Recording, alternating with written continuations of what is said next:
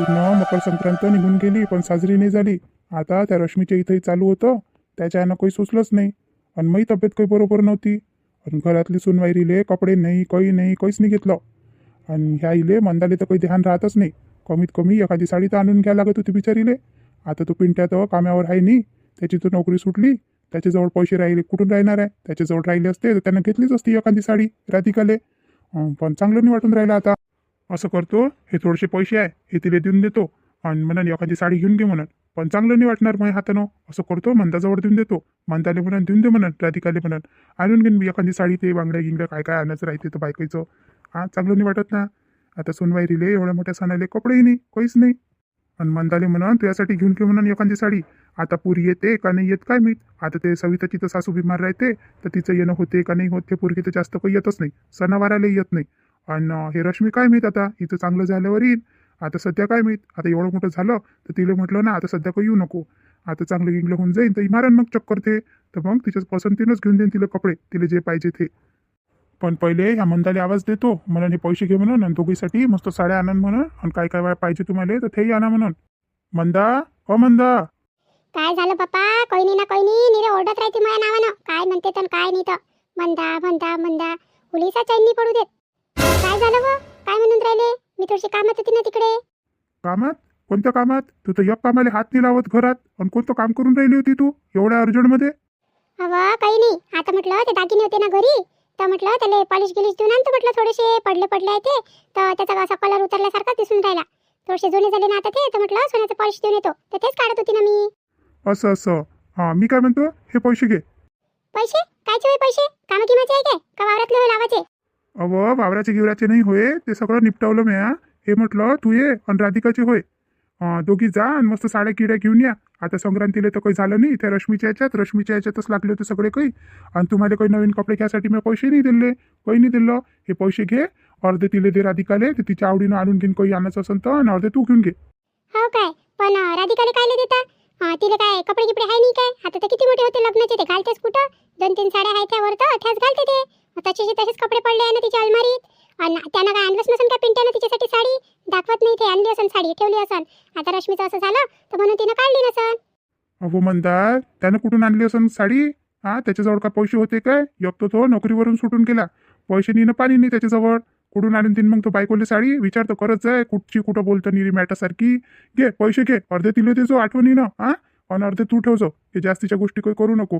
आणि जा बरं आवडीनं घेऊन या, कोणती पाहिजे काय पाहिजे तर तुम्हाला. बरं द्या पैसे द्या. जातो संध्याकाळी, जातो साडी आणायला आणि आणतो. बरं, मी काय म्हणतो म्हणता, आज नाही काय वावरात नाही काय काम आहे थोडंसं. मी चाललो वावरात. जेवण किवण झालं मग आता चाललो मी. नाही काय संध्याकाळीशी नाही आता काही येत नाही, चक्कर मारत नाही आता घरी. आता सगळं काम निपटून घेतो तिकडचं वावराचं आणि मग वचीन. बरं. आता सुनेला काय ते लागते एवढे मोठे पैसे? आता तिच्याजवळ काय साड्या आहेच नाही काय? लग्नाच्या तशाच्या तशाच आहे. रश्मीच्या लग्नाच्या वेळेस घेतल्यात आहे तशाच्या तशाच आहे. ते घालतेस कुठं? तिला आवडत नाही काही एवढं शृंगार गिंगार काहीच नाही आवडत तिला. साधी सुधी राहते ते. आणि काय दिले एवढे मोठे पैसे? एवढे मोठे पैसे घेऊन काय करन ते? पडले राहील फालतूस. असं करतो, मी घेऊन घेतो जास्तीचे आणि तिला देऊन देईन थोडेसे 500 रुपये देऊन देईन. आणि मला आणून घे म्हणून, तुला काय वाटते तर. तसंही काही एवढे भारी की साड्या काही घालत नाही ते, हलक्या फुलक्याच घालते. 500 रुपये देतो आणि बाकीचे हे पैसे दिले ना मी ठेवून घेतो. माझ्यासाठी काही असेल तर लागन तर आणून घेईन, नाही तर मग सोनाराच्या इथं जमा करून देईन एखादी वस्तू गिस्तूसाठी. पण पहिले पैसे मोजून घेतो किती दिले तर. पाहिले नाही मी किती दिले काय दिले तर. 1 2 3 4. अरे बाप्पा, हे तर 5000 रुपये आहे. एवढे मोठे पैसे काय द्यायला लागते? असं करतो, याच्यातले हे 4500 रुपये मी ठेवून घेतो आणि तिला 500 रुपये देऊन देतो. काय करेन ते एवढे मोठे पैसेचं? 2500 रुपये बापा. तिनं तर तिच्या मायच्या इथं पाहिले नसन एवढे मोठे पैसे. तिच्या मायच्या इथं तर घातली नसन तिनं एवढी महागाची साडी गिडी काही वस्तू गिस्तू. तिला 500 रुपये देतो आणि बाकीचे ठेवून घेतो मी. पण पहिले तिला आवाज देतो, नाही तर अजून विसरून जाईन मी. राधिका, काय झालं आत्याबाई? अगं राधिका, हे तुझ्या सासऱ्यानं पैसे दिले. आता संक्रांत काही आपल्या इथं झाली नाही, रश्मीच्या याच्यातच लागले होते सगळे काही. तर ते सासरे म्हणून राहिले होते का म्हणे हे पैसे घे म्हणे आणि राधिकाला देऊन देतो म्हणे. साडी गिडी घेऊन म्हणे ती एखादी. आता सणावर आले, सुनवाईरीला साडी नाही काही नाही, चांगलं नाही वाटत. म्हणून नाही का त्या बापाने पैसे दिले. हे घे पैसे आणि तुला जे वाटत ते साडी घेऊन घेजो, नाही तर माझ्यासोबत चालशील तर माझ्यासोबत चालजो. बरं. हे घे 500 रुपये दिले तुझ्या बाबानं तुझ्या साडी आणण्यासाठी. हे बाकीचे पैसे ना, हे खर्चाचे आहे. बरं सासूबाई, थोडंसं काम आहे किचनमध्ये, मी आटपून येतो इकडे. हो जाय. सुने ना कधी मला मॅटच दिसते. हा कधी विचारत नाही काही नाही, किती दिले काय दिले काऊन दिले, बस दिलं का घेऊन घेते आणि चालली जाते, काहीच नाही बोलत. आता काय बोलावं तिले, काही नाही बोलत तर मॅटासारखी राहते. राहू द्या, आपल्याला काय आहे. आता हे 4,500 रुपये आहे, असं करतो माझ्याजवळ साड्या आहे, सोन्याला जवळ जमा करून देतो. हा हाता पायाला सोनं कामी येते, करून घेतो सोनं, काही थोडं जेवढं होईल तेवढं अर्ध्या ग्रामाचं. हे रुपयाचे बाबा अजूनपर्यंत आले नाही, काय झालं काय माहित, झालंच नाही का त्या वावरातलं काम. हा आता भूक नाही ना, भूक लागून गेली मला. जाऊ दे, मी काय करतो जेवण करून घेतो. हे ते केव्हा नाही केव्हा तेव्हापर्यंत काय मी आताडा तोडत बसू काय मी. जाऊ दे, करून घेतो जेवण आता मी. अमाय, ह्या पिंट्याच्या खोलीतून कायचा आवाज येऊन राहिला, अजून भांडून राहिले का हे दोघं, काय झालं आता. काय होय रुपेशजी, काय होय हे, कायचं हे भेटागिटाचं. हा अजून चालले काय त्या भवानीला भेटायले, तुम्हाला लाज नाही वाटत काय. एवढी तुम्ही माफी मागितली, सगळं काही केलं, आता सरळ सगळं काही चालू होतं आणि आता काय चालले तिला भेटायले. हा मी गलतीच केली, खरंच मी गलती केली, मी तर आलेच नाही पाहिजे होतं. मी माझ्या भाऊ आणि भावजासोबत चाललं झालं पाहिजे होतं. तुम्ही काही सुधारणारे नाही आहे म्हटलं, तुम्ही नाही सुधरत. ते म्हणते ना, एक वेळा कुत्र्याचं शेपूट वाकोडं झालं ना तर ते कधी सरळ होतच नाही.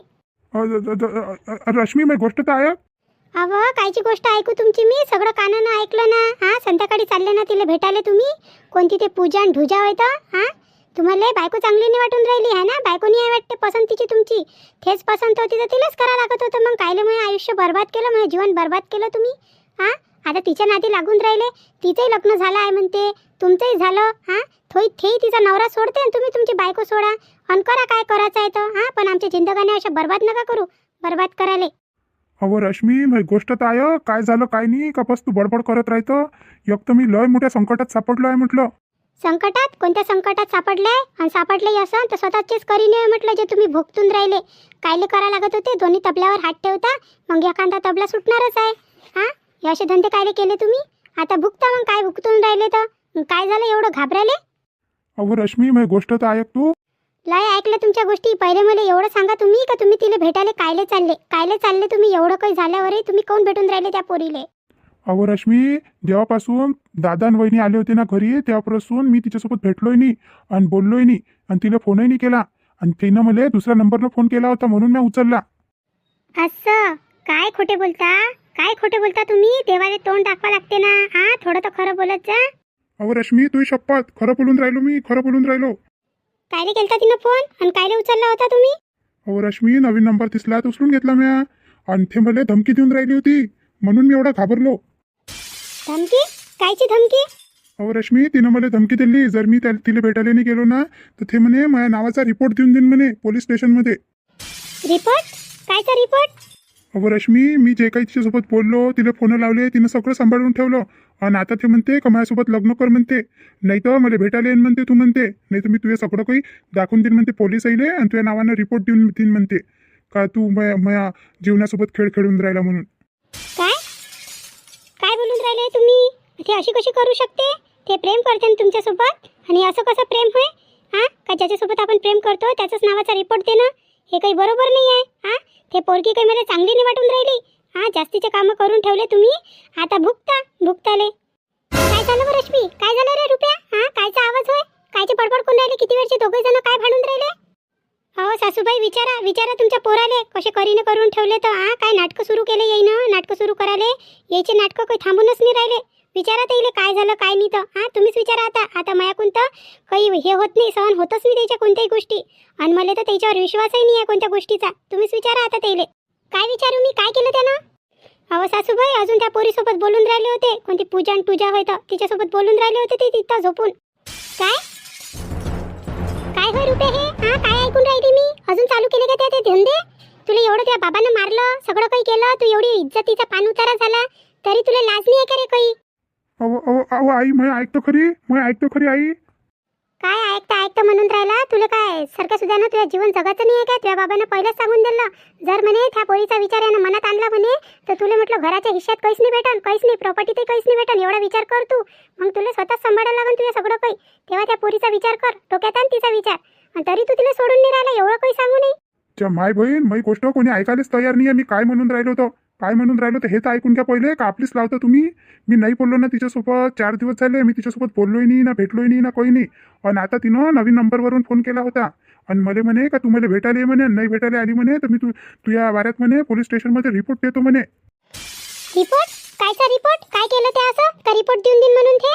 अहो आई पहिलेचे तिच्याजवळ ते मेसेज गिसेज करते ना ते सगळं काही सांभाळून ठेवलं तिनं. व्हिडिओ कॉलचं ते सगळं सांभाळून ठेवलं.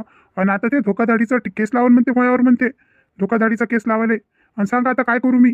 हा हेच बोलून राहिलो होतो मी तर रश्मीनं ऐकलं मागून येऊन. आणि आता तूही मला ऐकून नाही राहिली, तूही बडबड करून राहिली माझ्यावर. आता कसं करू मी? अरे पहिलेच काय एवढ्या खोल पाण्यात पडला रे तू? हा आता भुकता लागून राहिलं ना. किती समजावलं रे तुले का ते पोरगी चांगली नाही आहे, ते फक्त तुझ्या मागं पैशाच्यानं भिडली आहे म्हटलं. पण तुझ्या लक्षात नाही आलं. आता त्या स्वतःच्या पायावरच गोटा आपटून घेतला. स्वतःच्या पायावर गोटा आपटाले. असं काय? असं आहे काय? हा चला आई चला आपण तिच्या घरी जाऊ आणि तिच्यासोबत बोलू. कायचा रिपोर्ट देते आणि कायचं काय करते तर. तिची तर झिपोट्या पकडूनच सोडतो मी, बाहेरच काढतो त्या भवानीले. हा चला तुम्ही माझ्यासोबत. काय बोलतो रश्मी तू? हा तू तरी भानावर आहे काय? साऱ्या गावात बदनामी होईन म्हटलं आपण तिच्या घरी जाईन तर. हा साऱ्या गावात चुचू होऊन जाईन आपल्या पोराची, आपल्या घरची इज्जतची बेइज्जत होऊन जाईल. आई तुम्हाला वाईट वाटन पण आता कोणतीच इज्जत राहिली नाही ना. तुमच्या पोराची राहिली ना घराची राहिली. सगळी इज्जत पहिलेच गमावली म्हटलं तुमच्या पोरानं. आणि आता जर आपण तिथं गेलो नाही ना तर हे पोरगी काही वाईट कदम उचलून घेईन आणि आपल्याला चांगलं फसून टाकन. त्याच्या पहिले तिनं कोणताही कदम उचलायच्या पहिले आपण तिच्या घरी जाऊ आणि तिची चांगलीच काढू. आता तिला माहीत पडन कशी आहे रश्मी म्हणून. ते काय अशी तशी समजून राहिली का मला? हा तिला 12 घाटाचं पाणीनी पाजलं ना म्हटलं तर मी नावाची रश्मी नाही. चला तुम्ही तिच्या घरी. पण रश्मी सध्या तरी थांब. तू ये सासरे याचा वेळ होऊन राहिला. तेले जेवण गिवण करू दे आणि बाहेर जाऊ दे. आणि सध्या नाही हे गोष्ट थांबून दे इथंच. आणि संध्याकाळी जाऊ आपण. हा आणि संध्याकाळी बोलू. तिची आई राहते बाबा राहते सगळे राहते त्याच्या समोरच बोलू आपण. हा पण सध्या नाही. सध्या तुझ्या बाबाचं डोकं गरम आहे. तुला माहित आहे सगळे समोर मारलं त्या बाबानं त्या नवऱ्याले. हा त्याचा राग पाहिला ना त्याचा राग लयच आहे. आता सध्या सांभाळून घे तू स्वतःले. संध्याकाळी जाऊ आपण त्या पोरीच्या इथं. हा खरं मी येतो तुझ्यासोबत. करणं कोणाचं आणि भरा कोणाला लागते अशी गोष्ट आहे. हा पहा बरं आता ह्या पोरानं आणलं नाही काय? फाशी लागायची पारी आणली. जर याच्या बापाला माहीत झालं ना का अजून हे असे धंदे करून राहिला तर कायच करण काय नाही. आता त्याच्या सासरच्या लोकांसमोर एवढं मारलं त्याले माराले. पण आता त्याची चुकी नाही ना. आता ते पोरगी सतवून राहिली त्याले तर काय करणार आहे तो? चला तर मग आपली यूट्यूब फॅमिली आजच्या व्हिडिओमध्ये एवढंच. आता आपण भेटू पुढच्या व्हिडिओमध्ये. तेव्हापर्यंत आम्हाला रजा द्या.